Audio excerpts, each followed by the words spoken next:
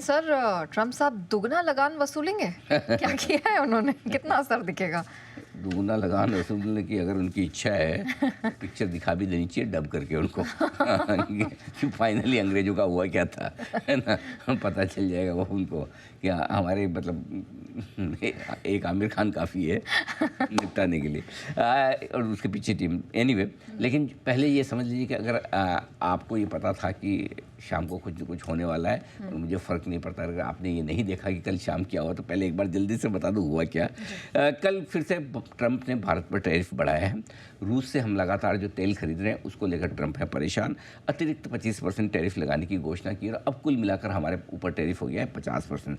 लेकिन ये जो 25% पुराना वाला है वो लागू होगा आज से और ये नया 25% 27 अगस्त से लागू होने वाला है। सो यानी कि 3 हफ्तों का समय, 21 दिन है हमारे पास में इस टैरिफ को लागू होने में। भारत की जवाबी कार्रवाई करने पर अगर ट्रंप ने ये भी साफ कहा है कि अगर आप हम पर काउंटर टैरिफ लगाएंगे तो हम और ज़्यादा लगाएंगे। ये भी पहले से धमकी देगी कि आप ऐसा सोचना भी मत कि वापस टैरिफ लगाऊंगे हम। मतलब कई जैसे चीन ने किया था ना, कनाडा ने किया था, काफ़ी देशों ने किया है, आप टैरिफ लगा रहे हैं हम भी लगाएंगे, राइट। तो उसकी भी चेतावनी उन्होंने पहले से दे डाली कि सोचना मत ऐसे इसके बारे में बिल्कुल भी। पिछला टैरिफ तो लागू हो चुका है और एक चीज़ और उन्होंने 2 धमकी एक्स्ट्रा दी है जो ध्यान में। पहले तो एक काउंटर टैरिफ मत लगाइएगा और दूसरी धमकी ये दी कि रूस से अगर आप तेल खरीदते रहेंगे तो मैं और टैरिफ बढ़ाऊंगा। तो मतलब अभी तक ट्रंप साहब जुबानी जंग में थके नहीं हैं और बोले जा रहे हैं। तो 3 उन्होंने बड़े काम किए हैं कल। पहला 25% एक्स्ट्रा टैरिफ लगाने के बाद उसकी डेट 27 अगस्त दे दिए। दूसरा ये कि आप काउंटर टैरिफ न लगाएं और तीसरा ये कि रूस से अगर आप तेल खरीदते रहेंगे तो मैं और लगूंगा। अब ट्रंप को भारत की तरफ से जो जवाब दिया गया इंस्टेंटली, अच्छा इस बार पहली बार मैंने देखा है दोनों बार भारत सरकार का जवाब तुरंत आया फटाफट। इसका मतलब ये कि भारत सरकार पूरी तैयारी में कि ये हो रहा है या हो सकता है या होने वाला है, ठीक है। और इस बार जो 3 शब्दों का उन्होंने इस्तेमाल किया वो बहुत बढ़िया लगा। पहली चीज़ तो ये कि पहली बार भारत ने अपने जवाब में सीधा अमेरिका को निशाना बनाकर दिया है। आज तक कभी भी अमेरिका को निशाना बनाकर सीधा डायरेक्टली बोलने से बचते रहे, लेकिन इस बार सीधा उन्होंने कहा कि रूस से जो हम तेल खरीद रहे हैं उसमें अमेरिका खाली भारत को सिंगल आउट कर रहा है, यानी कि सिर्फ भारत पे निशाना बना रहे, ये ठीक नहीं है। बाकी देश भी तो खरीद रहे हैं, चीन खरीद रहा है, टर्की खरीद रहा है, सब लोग खरीद रहे हैं, गैस तो पूरा यूरोप खरीद रहा है, फिर हम ही पर क्यों इस बार बहुत। और कल आपने देखा एक पत्रकार ने पूछा भी कि भारत तो ये कह रहा है कि आप खुद रशिया से यूरेनियम खरीद रहे हैं, फर्टिलाइजर खरीद रहे हैं, केमिकल खरीद रहे हैं। आई डोंट नो, देश चला रहे क्या करो भाई। हाँ, सही बात। किचन का काम थोड़ी कि ये शक्कर कहाँ पड़ी है, नमक कहाँ पड़ा नहीं पता तो चलता है। मतलब प्रेसिडेंट हो गया इस तरह की बात करते हैं। मतलब कभी कभी मुझे अमेरिका के लोगों के इंटेलेक्चुअल लेवल पे भी डाउट होता है, कैसा प्रेसिडेंट चुन लेते हैं भाई। नहीं मतलब ऐसा प्रेसिडेंट कैसे बोल सकता भाई कि मुझे नहीं पता। जिस देश पे आप टैरिफ लगा रहे हो, जिस वजह से लगा रहे हो, आपको ये नहीं पता। गजब, ये कमाल है। मतलब खुद उस देश के साथ बिजनेस कर रहे हैं, बोल रहे नहीं पता। अगर या तो वो झूठ बोल रहे हैं या बेवकूफ़ है, दो ही चीज़ें हो सकती है। या तो पता है लेकिन झूठ बोल रहे हैं, मुझे नहीं पता, और वाकई में नहीं पता तो फिर शर्म की बात है अमेरिका के प्रेसिडेंट के लिए, जिसको सबसे बड़ा दुश्मन वो रूस को मानते हैं, उनके साथ बिजनेस कर रहे हैं, उनको नहीं पता। फिर तो भगवान भरोसे चल रही दुनिया। करेक्ट सवाल एनीवे उनकी वो जाने। हमारा जवाब बहुत क्लियर कट है कि भारत टैरिफ लगाएं, जो भी करें अमेरिका, हम रूस के साथ इंपोर्ट जारी रखेंगे। कच्चे तेल की हमारी ज़रूरत है, देश की हमारी एनर्जी रिक्वायरमेंट है, उसको पूरा करने के लिए हमें जो करना होगा करेंगे। राष्ट्रीय हितों की रक्षा के लिए कदम उठाया जाएगा। लेकिन 3 शब्द मुझे पूरे स्टेटमेंट में बहुत पसंद आए नेहा जी, जो अंग्रेजी में, उसका मज़ा अंग्रेजी में आता है। यूएस का फैसला अनफेयर, अनजस्टिफाइड और अनरीजनेबल। अनफेयर FAIR करिए, उसकी स्पेलिंग ठीक करें। अनफेयर, अनजस्टिफाइड और अनरीजनेबल है। ये उन्होंने बिल्कुल साफ साफ कहा है। मतलब अनुचित है, अकारण है और अनजस्टिफाइड को क्या कहना चाहिए, गलत है भी। गलत है, हाँ बिल्कुल गलत है, बिल्कुल गलत है, एकदम आपने सही कहा, बिल्कुल गलत है। बस ये 3 चीज़ें हैं। ये है, तो ये 3 चीज़ें हुई। ये बड़ा डेवलपमेंट हुआ। हाँ, इसके अलावा एक डेवलपमेंट और हुआ है जो भारत पर नहीं है, लेकिन ट्रंप साहब ने कल फाइनली ये कह भी दिया कि सेमीकंडक्टर और चिप्स जो अमेरिका में इम्पोर्ट होकर आ रहे हैं उस पर वो 100% टैरिफ लगाएंगे। अब क्या ये ट्रंप है, इनके राज में सब कुछ जायज़ है। मर्जी आई तो बताएंगे कब लगाएंगे, कभी बोल देंगे इतनी तारीख से लगेगी, लेकिन कितना लगाऊंगा बाद में बताऊंगा। कभी बता देंगे कि इतना लगूंगा, लेकिन कब से लगूंगा पता नहीं। तो अब जैसे फार्मा पे 250% लगाना है, अब 250% इसी कार्यकाल में लगाओगे या 5वीं बार जब प्रेसिडेंट बनोगे तब लगाओगे, ये नहीं बताएंगे, लेकिन लगाऊंगा 250%। मतलब कुछ भी बोलते हैं एक्चुअली। सिंपल कल भी बोला कि हम सेमीकंडक्टर और चिप्स पे 100% लगाएंगे, लगा के देख लो ना, किसने रोका हुआ है? हालत ख़राब हो जाएगी, सब बंद हो जाएगी। जितनी थोड़ी बहुत फैक्ट्रियाँ चल रही है अमेरिका में वो भी बंद हो जाने वाली। लेकिन उन्होंने रेट तो दे दी कि अब सेमीकंडक्टर पे 100%। कब से लगाएंगे ये नहीं बोला, एक साथ लगाएं, भगवान जाने। ये मैं मतलब इस आदमी का कुछ नहीं कर सकते आप। वैसे ही चलेगा मामला इसका। हाँ, तो सर क्या लग रहा है ये जो नए टैरिफ है इनको मार्केट्स फिर इग्नोर करेंगे? देखो इस पे टैरिफ को है ना 2 तरीके से देखना है। टैरिफ लगने का ये 25% जो लग रहा है, एक तो ये कि देश पर, देश के बिजनेस और एक्सपोर्ट पे क्या असर पड़ता है, और दूसरा मार्केट पे क्या असर पड़ता है।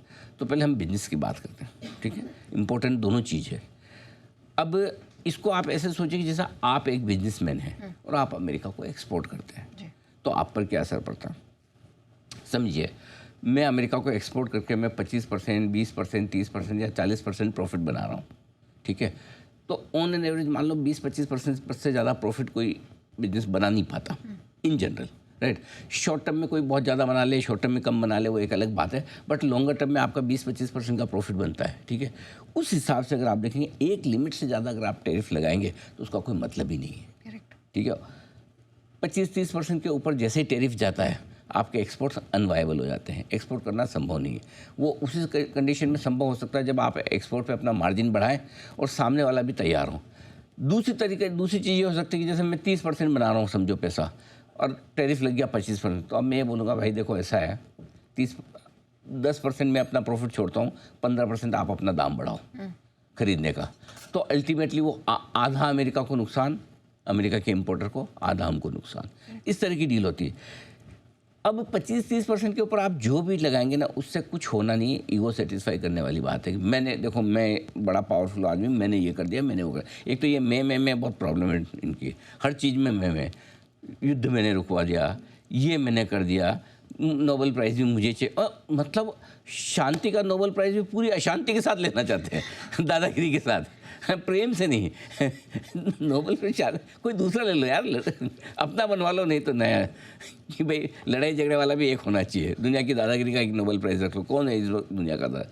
मतलब बेतुकी बातें हैं इनकी पूरी ऐसे। एनीवे, सो अब टैरिफ आपने 25 से 50 कर लिया, 50 करो या 250 करो, कोई फ़र्क नहीं पड़ता। एक्सपोर्ट नहीं होगा तो नहीं होगा, वो तो सीधी सी बात है। दिक्कत क्या है हमारे यहाँ? हमारी दिक्कत 2 है। एक तो ये कि भाई जब तक डील नहीं होगी तलवार लटकी रहती है। अब अगर सपोज मैं एक्सपोर्ट करता हूँ, अब मुझे नहीं पता कि ये कब तक निपटेगा मामला, ठीक है? अब कुछ चीज़ें तो ऐसी हो सकती, समझो आपका 20 दिन का टाइम है, यहाँ से आज शिपमेंट रवाना किया है, 20 दिन बाद अमेरिका पहुँचेगा तो, ठीक है? अब वो बीच में शिपमेंट है, उसका क्या होगा? जब पहुंचेंगे तब वहाँ क्या होगा?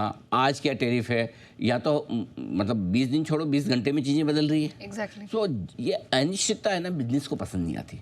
क्लैरिटी होनी चाहिए। इसलिए मेरा ये समझ है कि जब तक ट्रेड डील नहीं होगी अमेरिका के साथ, जो भी प्राइस पे हो, जो भी रेट पे हो, तब तक ये मामला लटका हुआ रहेगा, तब तक थोड़ा बिजनेस हम डिस्टर्ब होगा। और नो डाउट अमेरिका हमारा एक्सपोर्ट के लिहाज से बड़ा बिजनेस पार्टनर है। ऐसा नहीं कि अमेरिका छोटा पार्टनर है, दूसरे देशों के मुकाबले में हमारा है। सो इम्पैक्ट तो होता ही है, ऐसा नहीं कि बिजनेस पे इम्पैक्ट होता है। लेकिन एक चीज़ समझने वाली बात है कि जो एडिशनल 25% टैरिफ लगा वो 27 अगस्त से लागू होगा। तो आपके पास 3 हफ्तों का समय है बातचीत करने के लिए। और इस बीच अमेरिका का डेलीगेशन रूस में है ही, कल बड़े मुस्कुराते वो फ़ोटो खिंचवा रहे थे विटकोव साहब उनके पुतिन साहब के साथ में, जैसे पुराना याराना हो एकदम। तो हो सकता है कोई बढ़िया रशियन वोडका पिलाई हो उनको। तो अब देखो, अगर डील वील हो जाए उनकी, रशिया मान जाए, तो फिर तो उनकी समस्या ही ख़त्म। अगर रशिया सीज़ फायर के लिए तैयार हो जाए, तब फिर क्या बोल के टैरिफ लगाएंगे हम पर? फिर ये बोल के लगाएंगे कि आपने डील क्यों नहीं किया अब तक, तो मैं तो यही जारी रखूँगा, या आपने पाकिस्तान का युद्ध रुकवाने की मुझे क्रेडिट क्यों नहीं दी, मैं तो टैरिफ जारी रखूँगा।